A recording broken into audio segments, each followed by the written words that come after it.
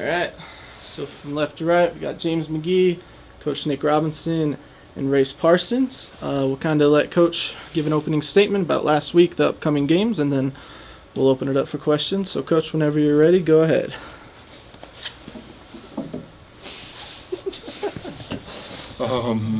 Our road trip last week saw us play Idaho State and Weber State. Versus Idaho State, I thought we got off to a decent start, and then things spiraled out of control pretty quickly with a few unforced turnovers. But the guys fought pretty well. Unfortunately, three of their guys, a couple of them came off the bench, really exceeded their averages and played extremely well. And versus Weber State, the first half, I thought we executed the game plan extremely well. We wanted to get in the paint. We tried to draw fouls to get to the free throw line, and we were successful in getting in the paint. We didn't finish as well as we needed to. Didn't get to the free throw line, and Weber, they're obviously top team in our league. For a reason. But second half, we played well, and hopefully we can build off that second half performance of, mixing in a little bit more zone and, controlling the tempo a little bit more as we head into this weekend. You guys are on a little bit of a losing streak right now, but it seems like, just like right now, you guys don't seem like you're down. The spirits are still pretty high. How are you guys keeping your heads up still, the spirits high on the team? Well, I think our guys have taken ownership of the losses, and for us, since the start of the year, we do everything we can to improve every day and take one game at a time. And so, by the time we hit midnight, on a Saturday night or a Thursday night, we've got to get ready to prepare for our next opponents. And, the guys have done a really good job of, staying resilient, staying tough, and, focusing on the next opponent. You've lost 4 in a row at home, though. Changes and adjustments. Is it attitude, mindset? What's going to be the key to coming through on Thursday night? Yeah, I mean, for us at home, we've had, great support from the students, from the community, and we've actually, had great halves of basketball in each of our home games. So the focus this Thursday is to put 2 halves together. Ironically enough, the last time we put 2 halves together was versus the team that we're playing on Thursday. So I think that, gives our guys a little bit of confidence, and obviously being at home after a tough road trip lends to a little bit of an excitement about getting back on the courts on Thursday. James, what are the reasons for optimism in this last month and so of the season? We just know as a team we got more games left. I mean, we have, 9 games left, and then we got the tournament upcoming. So we know as a team that we can't dwell on these losses. We just need to learn from them, move on, and continue to get better every day, just as Coach said, and to just stay together as a team so we can fix these problems that we have. Race, what are you learning from these losses? I think we're learning optimism. Honestly, I think we're learning how to be tougher. We got to learn how to put 2 halves together, and I think we're learning what not to do. And I think we take these losses, go over film. I mean, like we said, we don't dwell on them very long, but I think it kind of digs at us. It makes us want to be better, makes us want to win the next game. Is the defense an issue? I think at times it is. I think we're very good at defense when we want to be, and when we want to be, we are good. When we set our minds to it, we are very good at defense. We've seen it. We saw it last year, and our offense has been our main point this year, our stronger point this year. So yeah, I would say it is our defense that is holding us back. But I'm not going to say that we aren't capable of playing of the best defense in the Goes Big back Sky. to the two halves point again. Yeah, exactly. You said when you want to be, so is there like, what's the mindset like when you guys aren't good? Well, in the past we've had 14 guys or 13 guys on or 12 guys on point, and one guy, that's just kind of behind, or doesn't get quite ready. It takes one person. When one person breaks down on defense, there's 5 guys out there, but it only takes one. One person breaks down on D and messes up the rotations for everybody. One person not talking, and if we could just get everyone, that's why I say get everyone to set their minds to it. Everyone's on the same page, talking, communicating, all that stuff, and then we can be really good at D. Just to that point, you look at last week, our defense improved from Thursday to Saturday. Now we hope to improve from Saturday to Thursday defensively. James, what are the conversations like in the locker room right now? Just positive. We're just keeping each other up.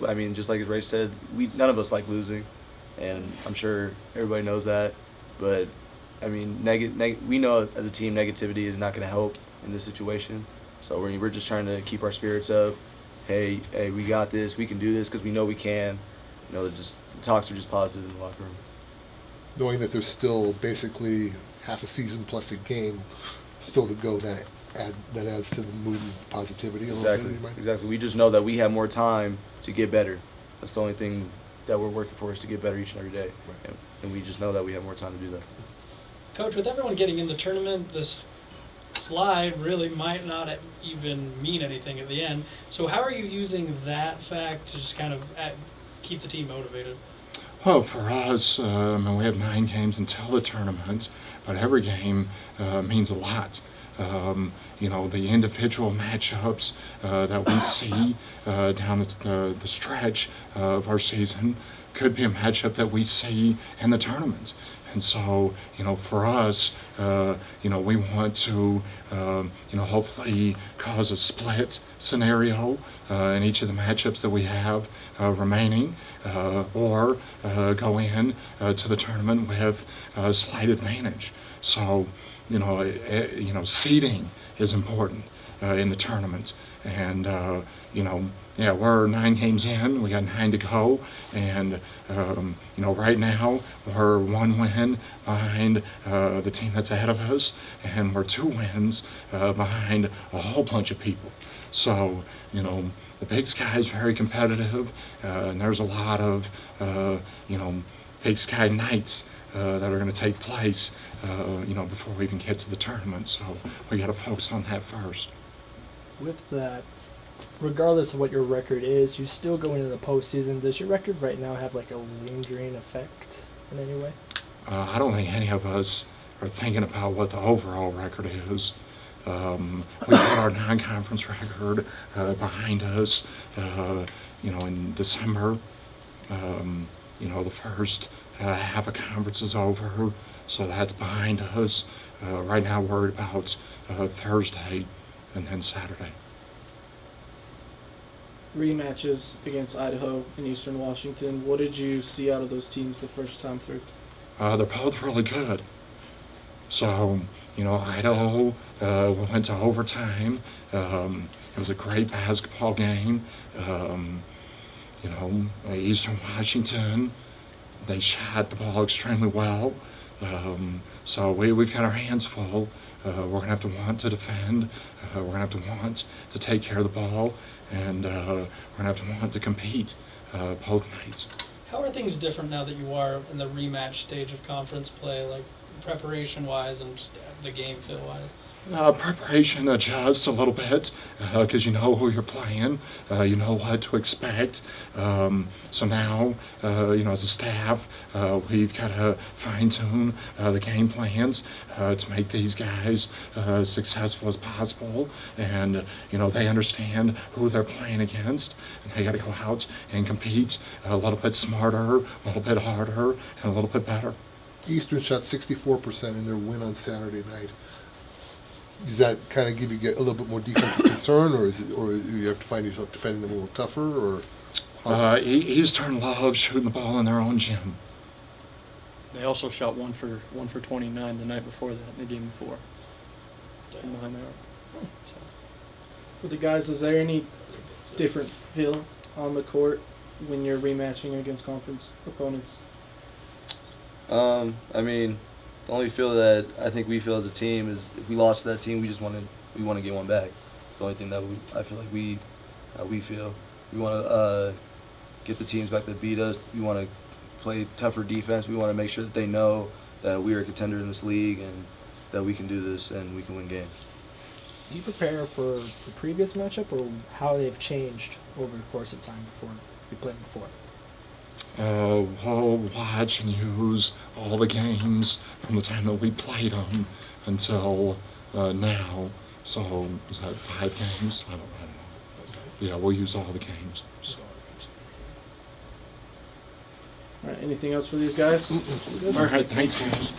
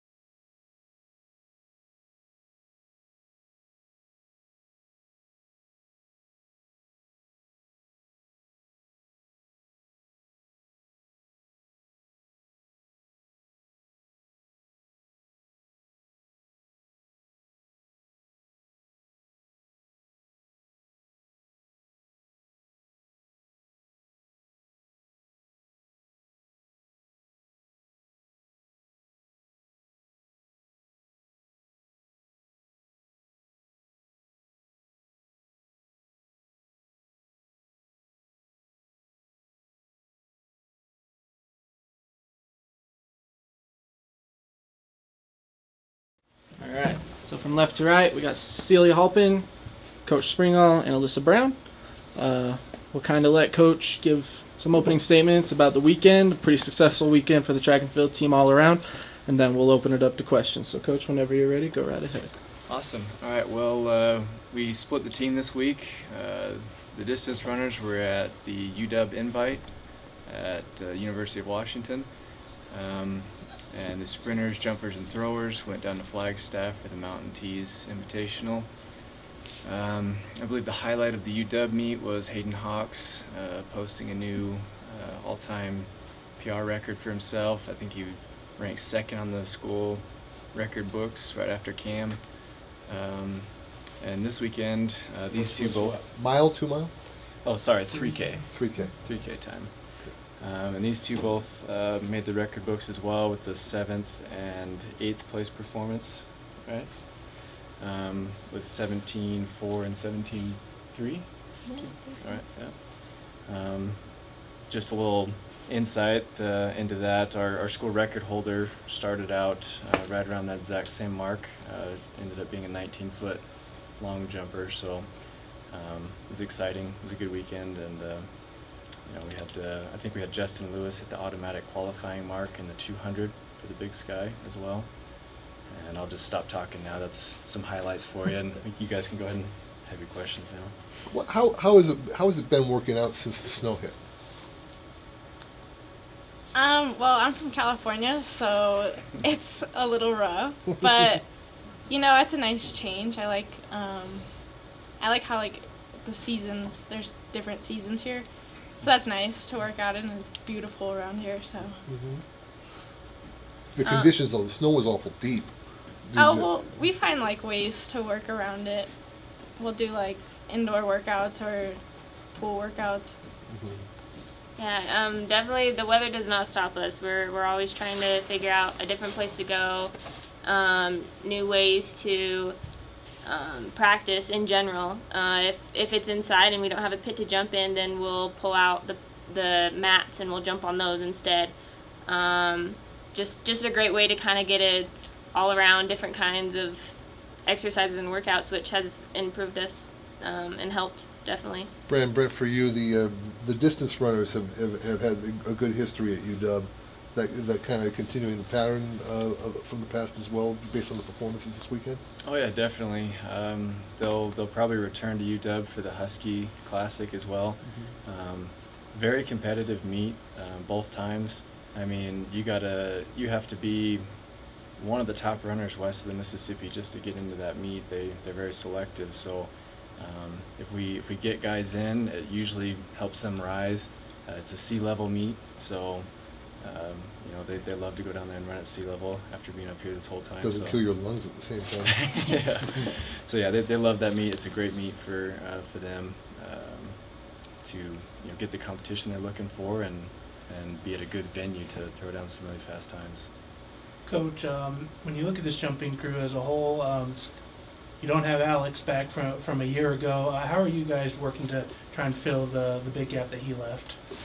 Well, last time we were here, we talked about the youth of our team. We're very young, and that's kind of why I touched on that insight of these two both jumping those mid-17 marks, because, like I said, our school record holder came in about that.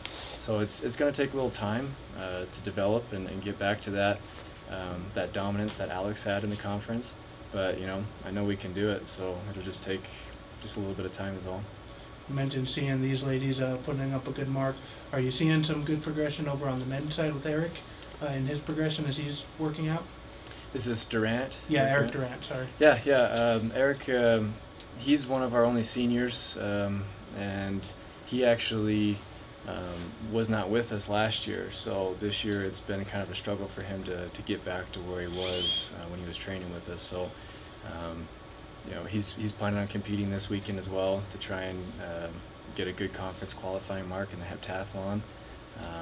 But I think in the heptathlon and the pole vault, if all goes according to plan, he'll get back to his former self and be a good scorer in the conference and do some work for us. Is he the one that you guys are really looking at with multis right now, or is there any other athletes that you're trying to work up to that point? Nope, he's our guy right now. He's our multi. So getting the points from the multi events solely rests on his shoulders right now. So For both you ladies, hitting your marks that you did over down in Flagstaff, how did that feel to be able to hit that early on in the season?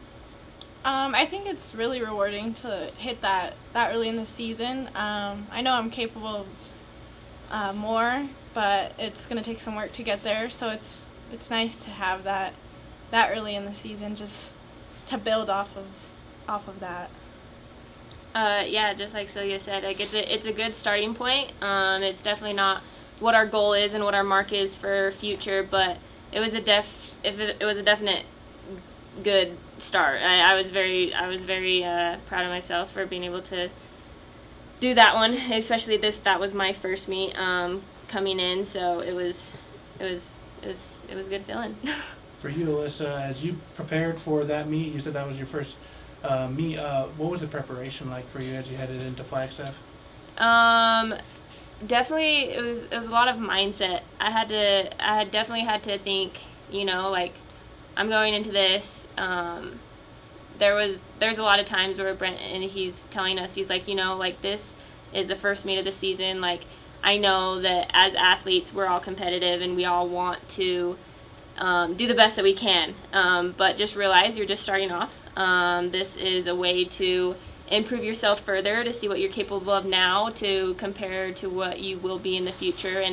And I mean, basically all you said, it was just jump your best, and that's all you have to worry about. And that's kind of my mindset. I tried to just really focus on getting my fundamentals and getting just the little things that I could do to just jump as good as I can at the time. Celia, you're a freshman, and this was your second meet since you've arrived here at SUU. That's correct. What's your progression been like as you've come in as a freshman and worked your way up to where you're at now? Well, track and field is still kind of new to me, so I know, like, I have a lot to learn, and there's a lot of little technical things, like coming from gymnastics.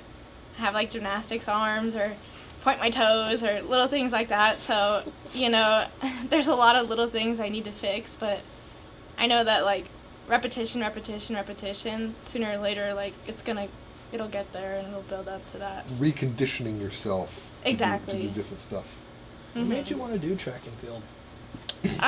Well, that's a tough question. Well, like, coming from gymnastics, it was my senior year, and I love gymnastics, don't get me wrong. I just kind of wanted to try something different, and I figured, like, jumping and gymnastics, you do a lot of, like, leaps and that kind of thing, so I felt like jumping was a good fit for me, and I, tried it out, and I just absolutely loved it. So. You felt some of the skills you've learned in gymnastics come into play into jumping? I think some of, like, the leaping helps me, but it also hurts me too sometimes, because I like to, like, try and split big or, like, do things like that. But overall, I think some of, like, the natural bounding, it's helped. Coach, for you, when I look at track and field, it seems like it'd be interesting to be a coach, because with other sports you can, like, work on technique and all that, and you can work on that to a point with track and field. How do you coach jumpers, or even any of the other ones, sprinters, multis? How do you coach as a track and field coach? track and field is definitely different than a lot of team sports. Our success is measured in as a coach. If you're measuring my success, it would probably fall on the success of these guys, how much they've improved, and it comes down to just it's such a pure sport. You have to have a pure progression in athleticism. You know, like you have to get faster, stronger, jump higher, all the things that normally are considered like stats for like conditioning or something like that. You know, so it's definitely different. You know, my play calling or my strategy isn't going to, you know, win a conference championship. It's these guys' athleticism. So it is different. It's more of a personal development. I mean, we are a team sport, but each person needs something different to jump farther or to run faster or, you know, whatever. So it kind of enables me to, you know, think on my toes really quick and customize where needed and it's never dull. I can tell you that.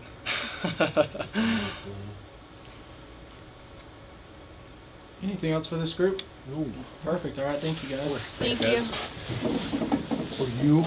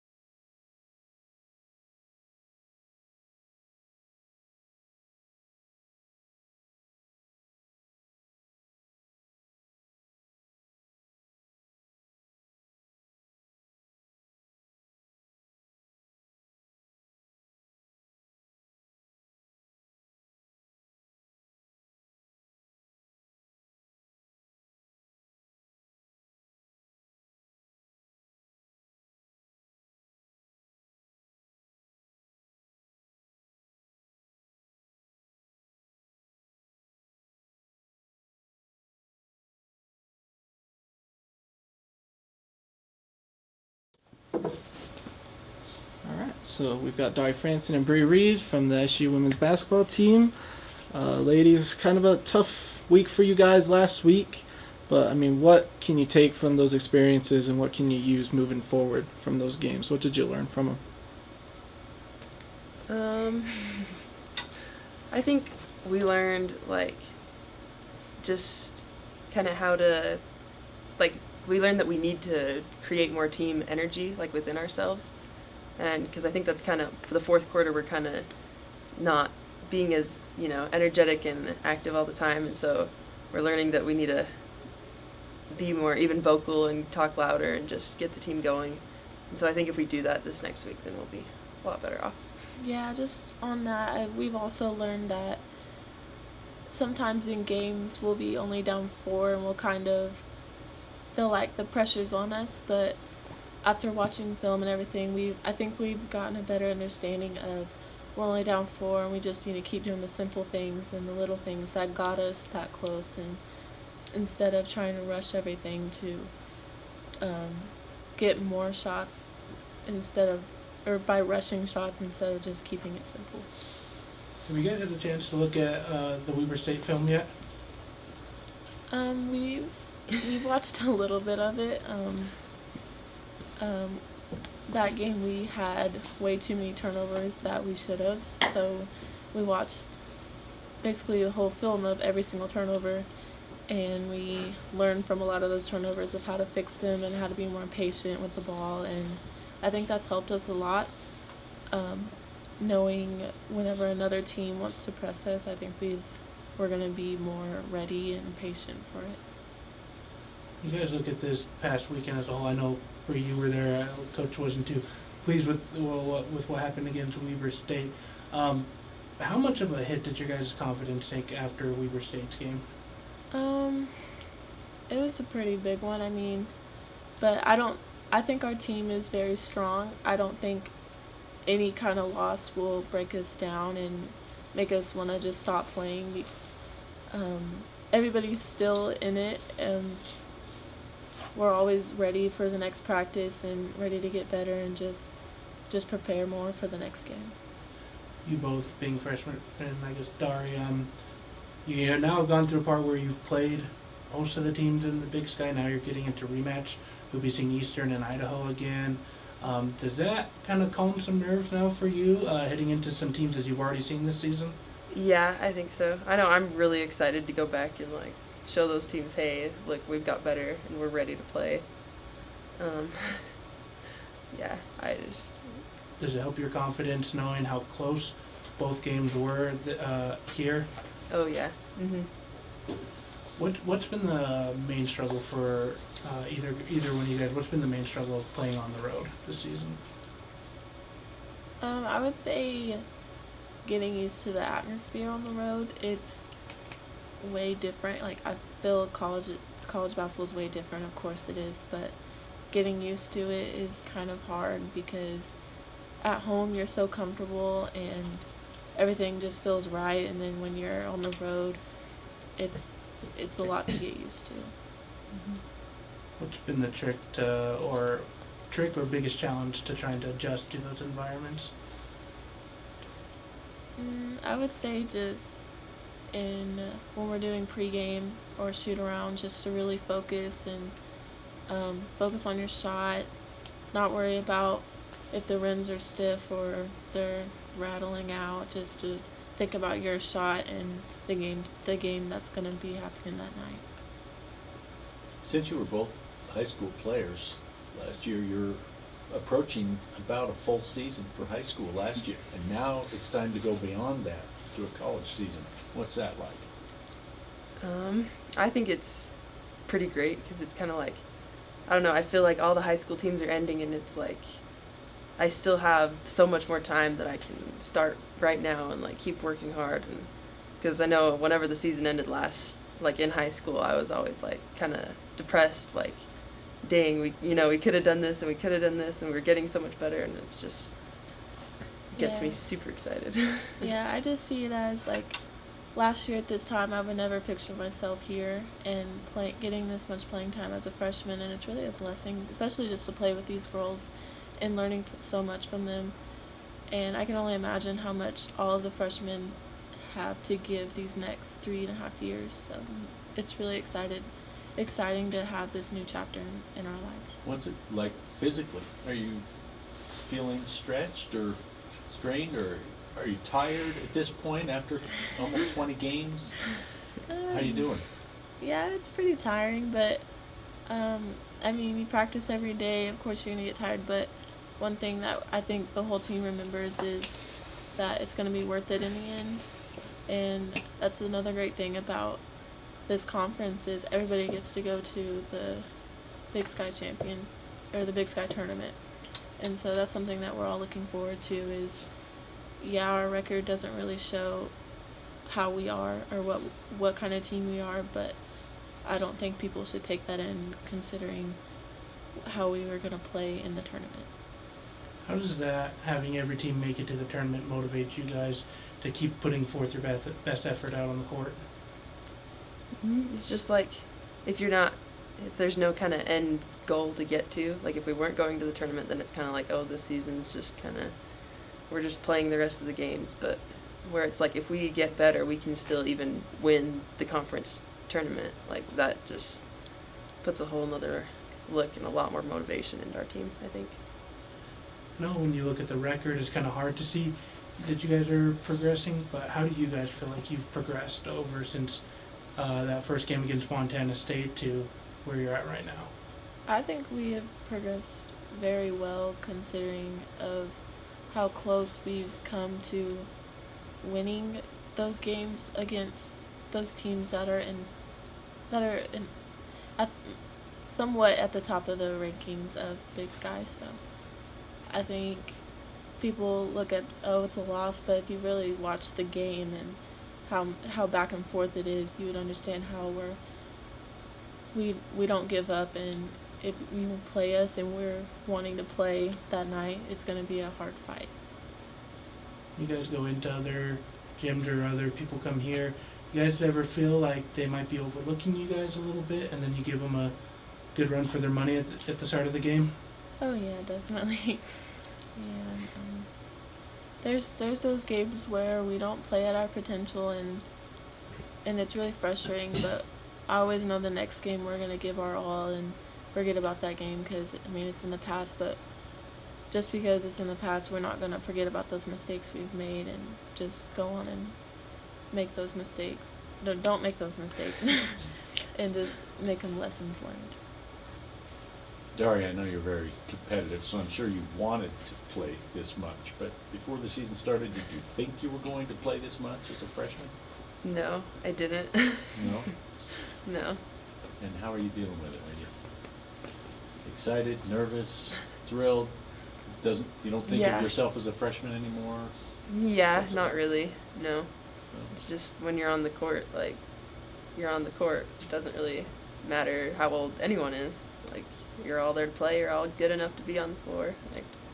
Just another game. Mhm. All right. Anything else for these two? All right. Thank you, ladies. You're welcome. Yeah.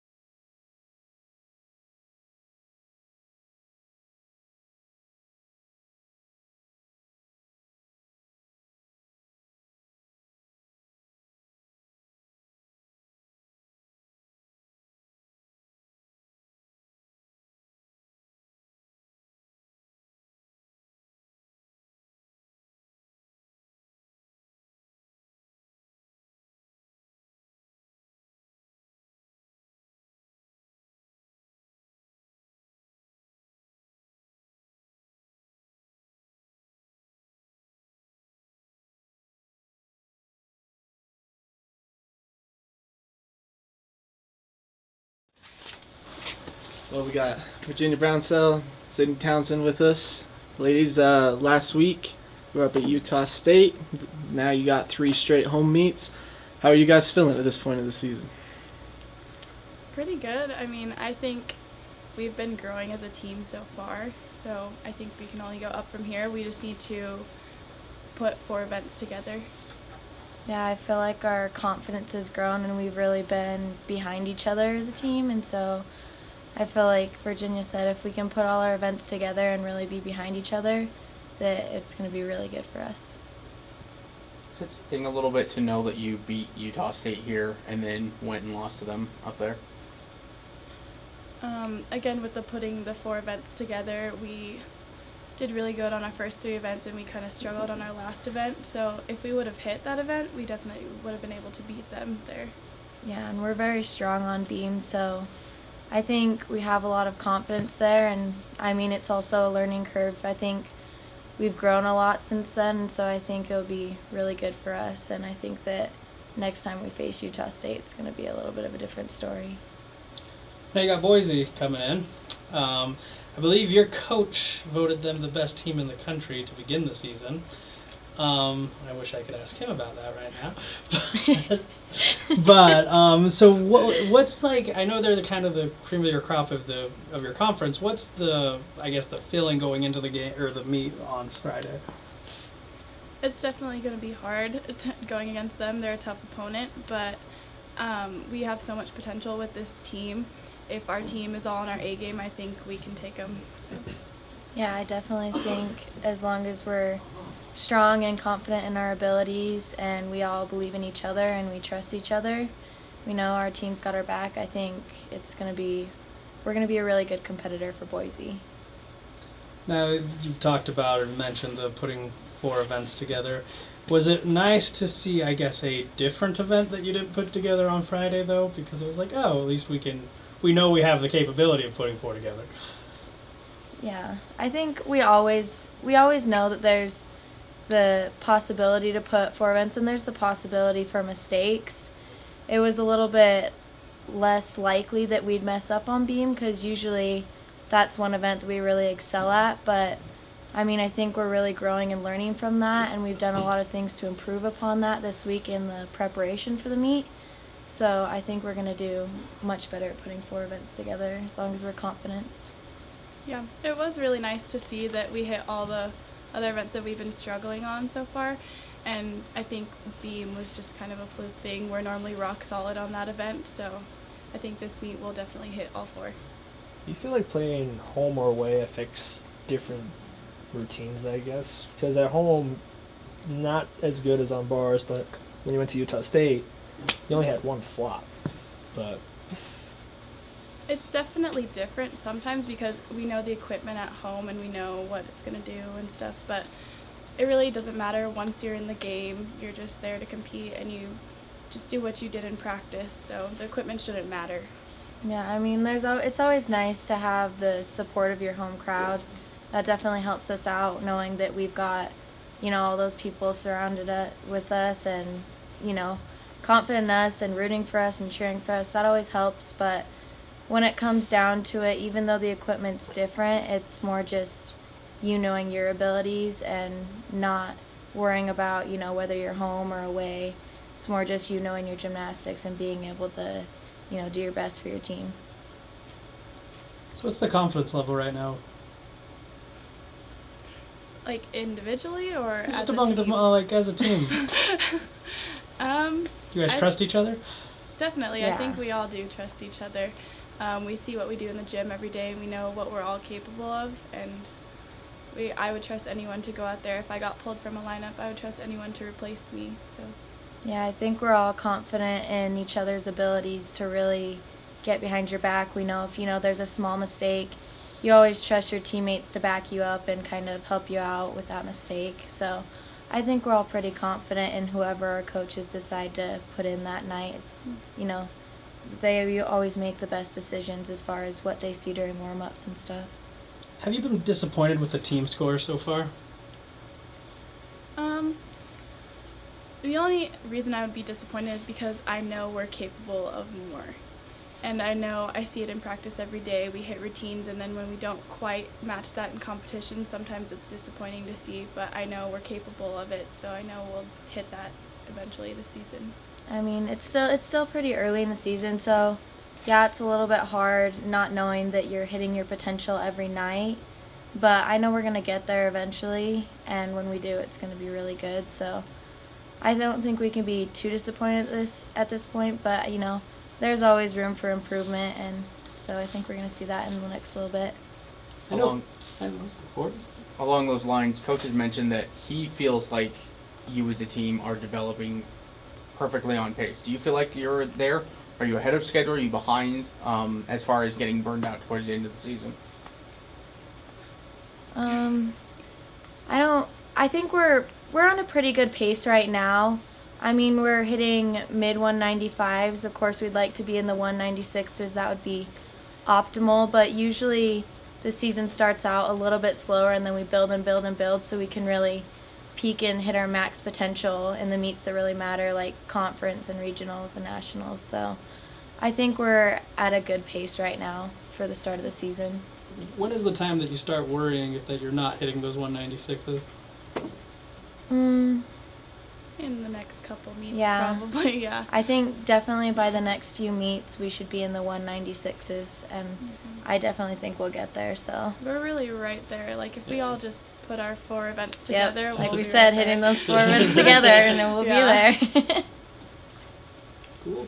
All right. Anything else for these two? Perfect. Thank you, lady. Thanks, Thank guys. you. Thanks for taking Scott.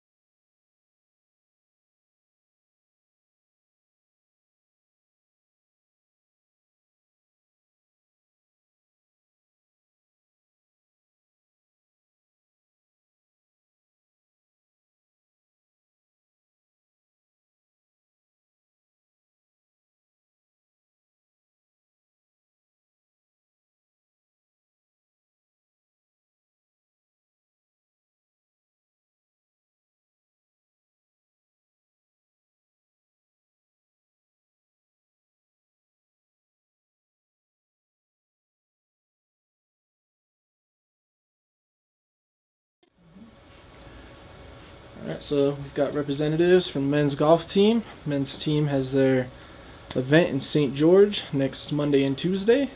And so we'll kind of let Coach give a statement about the tournament, about his team, and then we'll open it up for questions. Well, we host the Pizza Hut Pat Hicks Invitational. This is our second year with Pizza Hut. And Pat Hicks was, just for a little background, was the aunt of one of the best players we ever had, Zach Johnson, who passed away at a rather young age and was always a very good supporter of the program.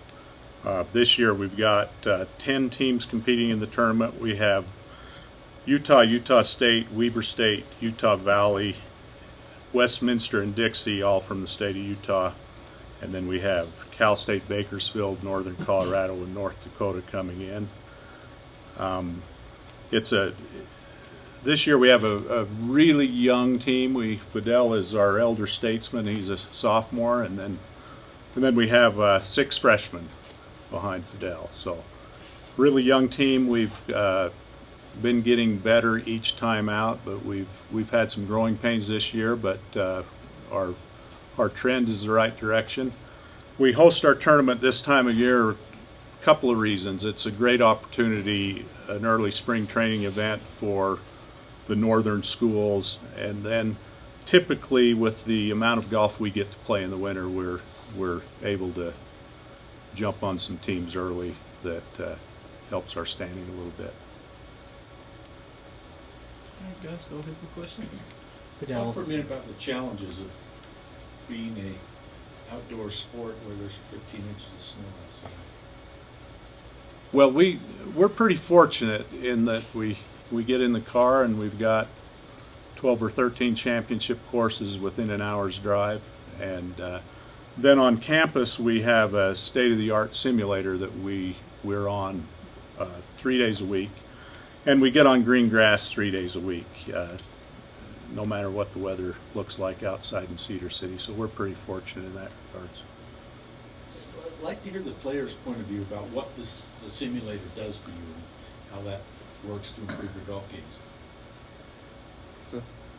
Well, the biggest thing that the simulator does is it gives you all the numbers of your path, angle, rotation, where your face is at impact.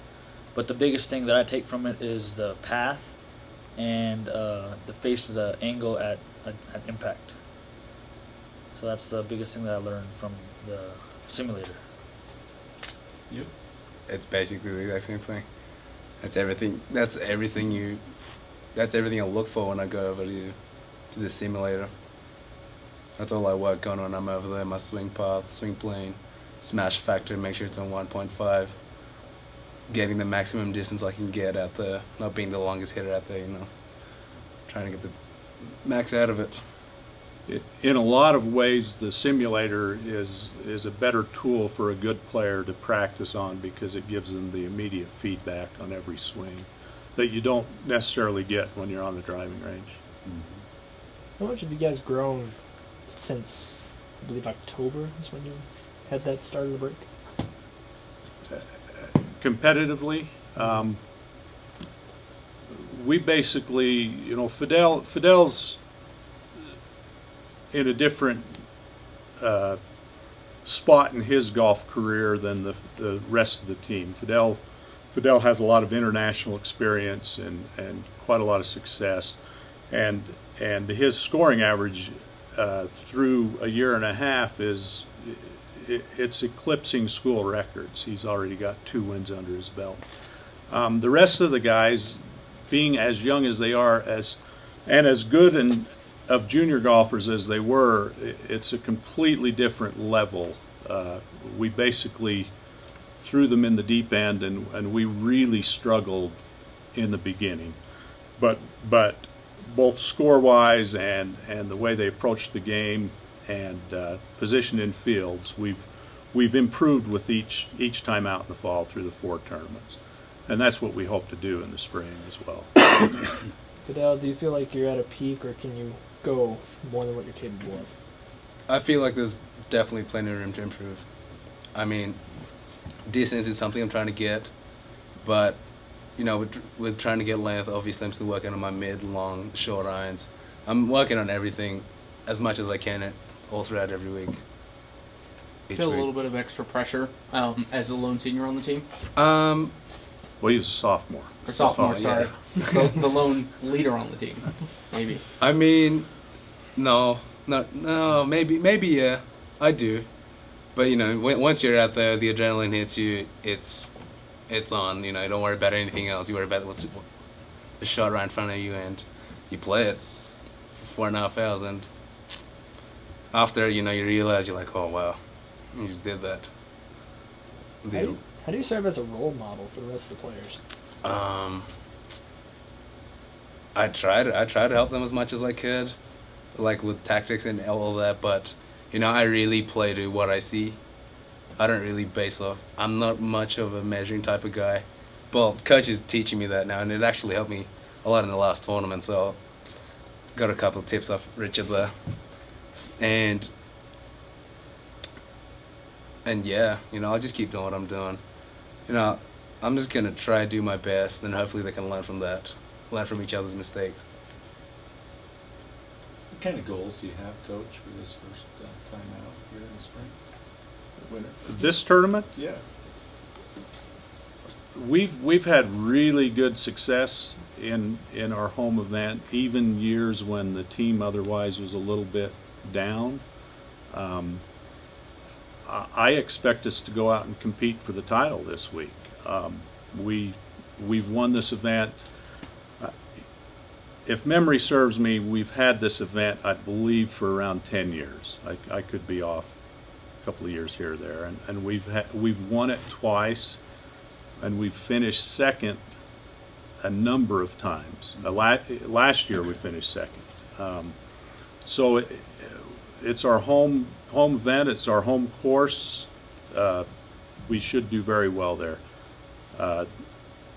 So yeah, we're going to try to win. What's your thoughts as a freshman? What are your expectations for yourself? Expectations for myself are to really place in the top 10, top 15 as an individual, and really just put up some good numbers because it is our home course. We play there, we know the course, and I really want to start off the spring on a good note and really place high up there at our home tournament. That's my goal. So. How advantageous is it to play on a course that you guys are familiar with? The biggest advantage, I believe, is the greens, especially down there. Just playing it in the last couple weeks since we've been back, I've learned a lot of how fast they are, where to hit the ball, where to miss it, where can you get up and down from if you miss the green, just stuff like that, and where to place it off the tee boxes especially too. Coach, you mentioned there were some growing pains that you guys were experiencing during the fall. What were some of those growing pains that you had with the freshmen as you progressed through the fall? Well, when they come in, they can all hit the ball. And through junior golf, tactics and course management don't play as big a part as they do at a higher level of golf. Say at a junior tournament, a lot of these guys, when they competed, there might be a handful of kids they'd be worried about beating or competing with. And when you get to a Division I college golf tournament and there's 120 guys on the range and they all hit it as well as you do, the difference between success and failure might be as simple as keeping your mind in the right place and how you manage the golf course, where you're going to miss it if you miss it. It's a mental game. At each level you step up in golf, it becomes more and more of a tactical game. So, for you as a freshman, do you feel more prepared than you did at the start of the fall for the spring season? Definitely, yeah, definitely for sure. Mentally, I've gotten stronger just from the struggles I went through last semester, learning from them and improving over the off season we had from October to December, and physically and swing-wise, I've improved everything. So, yeah. Fidel, can you talk about how your international experiences helped you with those mind games when you're going into a tournament? Oh, all right. So, basically, competing international, it's like you come in, you don't know how good the field is. I mean, obviously, coming to a college tournament, D1, everyone's good. Mm-hmm. But, traveling to Asia, Australia, anywhere around Australia, you've never heard of their names. You show up there and you're not expecting to be like, yeah, you're the best, or like anything like that. So competing internationally it really helped me come out here, especially like the first time I came out here. It was really good. So there's no feelings of intimidation when you go out on the driving? No, not at all. I feel like the underdog, honestly, when I come, because I'm small. I'm like 5'7". I'll go out there. You see kids averaging like 6'1", 6'2", and I'm the underdog. They don't expect much of me, Is that a big don't let him kid you. They know who he is. No. I don't think the longest hitters are the biggest people. Is that a straight across translation to the size of the player, to the length of their shots? Well, it was back then. Yeah. Growing up. That's what I believed in. Yeah. You're going to be told to hit it long because your swing plane's obviously going to be bigger compared to smaller person, but nowadays, you know, with gym coming into playing a big role in the game, everyone's hitting it just as far, no matter how big or how small you are. You know, and when Fidel says he doesn't hit it a long way, he's hitting it 280, 285 yards, which is a pretty good distance. The big hitters are probably hitting it in the 310 range, however. So, but he hits it plenty hard. So, yeah. All right. Anything else for these guys? All right. Perfect. Thank you. Thanks. Thank you.